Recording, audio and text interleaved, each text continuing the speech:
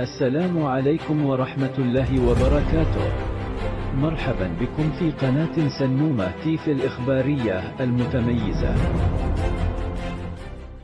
استعجلت سلالة فيروس اختراءها بنفسها. العاصمة البريطانية لندن أعلنت الحكومة عنه وأغلقت البلاد دونه.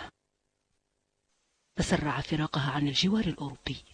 لا تبغي دول في الاتحاد الأوروبي مقبلين ولا مدبرين من بلد احتضن أولا سلالة فيروس كورونا الأخطر من الفيروس الأب. إنه أشد التصاقا بالخلايا البشرية وأسرع من أصله ب70% انتشارا في المحيط، يقول وزير الصحة البريطاني. ما تكاد بريطانيا تتأمل هجرها للاتحاد وهي تفاوض في بقية الاتفاقيات الاقتصادية لترسيم الخروج منه، حتى وجدت نفسها وحيدة ترد الصدى إلى شوارعها. لا تبدو العودة قريبة، وسلالة الفيروس تعلقت بأحلام منتظر موسم الأعياد الأهم في القارة بأكملها. مطار هيثرو ليس هو ولا يشبه نفسه في مثل هذه المواسم. لا تكتفي بلجيكا وإيطاليا وهولندا وألمانيا بإعلان مقاطعة رحلاته أو التفكير في ذلك. إسبانيا تقاطعه في عمق للبريكسيت. إنها تطالب برد منسق من بروكسل للاتحاد الأوروبي في شأن تعليق الرحلات الآتية من المملكة المتحدة.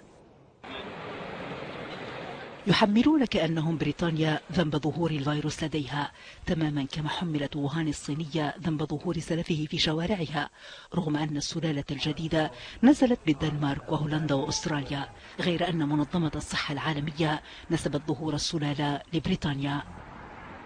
تعود المنظمة لشرح دروس الفيروس بمناهج سلالته الجديدة، تدعو أعضائها في أوروبا إلى تعزيز قيودهم.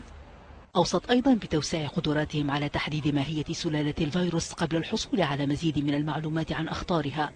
إنه خارج عن السيطرة، تقول بريطانيا. ومؤشرات أولية تفيد أن عدوى السلالة قد تكون أكبر وأسرع، تقول منظمة الصحة.